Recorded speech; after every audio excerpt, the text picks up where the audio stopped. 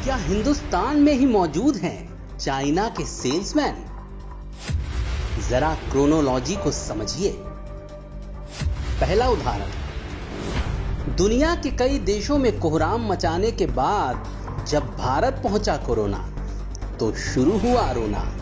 Bharat testing नहीं कर रहा है, भारत में टेस्टिंग किट की कमी है, टेस्टिंग कम की जा रही है, मरीज ज्यादा हैं, सरकार पर दबाव बनाया गया। अब सवाल यह हुआ कि टेस्टिंग किट्स कहां से खरीदी जाएं? तो जवाब सिर्फ एक था, चाइना। क्योंकि चीन ही एक ऐसा देश था जो टेस्टिंग किट बेच रहा था। थोड़ी बहुत रैपिड टेस्टिंग किट्स इंपोर्ट की गई, लेकिन ज्यादातर खराब निकली। तब तक भारत ने खुद टेस्टिंग किट्स बनाने शुरू कर दिए और हर रोज लगभग 1.5 लाख टेस्ट अब हो रहे हैं। नतीजा क्या निकला? भारत में चीन का धंधा नहीं चला। दूसरा उदाहरण, अब जब जमातियों का खेल शुरू हुआ, मजदूर पलायन करने लगे, तो मरीजों की संख्या भी तेजी से बढ़ने लगी। फिर दूसरा रोना शुरू हुआ। यह रोना था वेंटिलेटर्स का। भारत के पास वेंटिलेटर नहीं है, भारत में वेंटिलेटर की कमी है, मरीजों का इलाज कैसे होगा, डेथ रेट बढ़ रहा है, देश में सिर्फ 45,000 वेंटिलेटर्स हैं, मई तक 10 लाख वेंटिलेटर्स चाहिए। अब फिर सवाल वही कि भाई वेंटिलेटर्स कहां से खरीदे जाएं? जवाब भी फिर वही, चाइना। इतने वेंटिलेटर्स तो सिर्फ चीन ने ही बनाकर रखे हैं। दाम पूछा गया तो 2 गुना निकला, भारतीय रुपए के हिसाब से 10 लाख का एक। अब भारत की देसी कंपनियों ने खुद वेंटिलेटर्स भी बनाने शुरू कर दिए।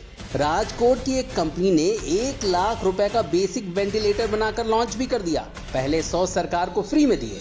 मारुति, हुंडई और महिंद्रा जैसी कार कंपनियां भी वेंटिलेटर बनाने लगी। अब क्या शुरू हुआ? राजकोट की कंपनी का वेंटिलेटर नकली है। मेक इन इंडिया और आत्मनिर्भर भारत की मजाक उड़ाई गई।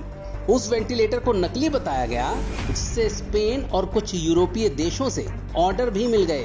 तभी अमेरिका ने 200 वेंटिलेटर्स भारत मुफ्त भेज दिए। अब इन्हीं लोगों ने हंगामा काटा कि अमेरिका फ्री नहीं दे रहा है, 20 करोड़ ले रहा है। नतीजा फिर क्या निकला? भारत में चीन का धंधा नहीं चला। तीसरा उदाहरण, भारत में एक भी पीपीई किट नहीं बनती थी। कोरोना के इलाज में सबसे बड़ा रोल पीपीई किट का ही था। अब जरूरत के लिए इतनी बड़ी संख्या में ये किट्स कहां से खरीदे जाएं? तो फिर जवाब वही, रटा रटाया, चाइना। सबसे ज्यादा पीपीई किट भी वही बना रहा था। आत्मनिर्भर भारत ने खुद ही पीपीई किट का निर्माण शुरू कर दिया और सिर्फ 2 महीने में ही वो दुनिया का दूसरा सबसे बड़ा उत्पादक देश बन गया। अब नाक कटती देख शुरू हुआ तीसरा रोना। भारत में बन रहे पीपीई किट की क्वालिटी खराब है। भारत के पीपीई किट तो चावल की बोरी के जैसे हैं। भारत के पीपीई किट चीन के पीपीई किट से घटिया हैं।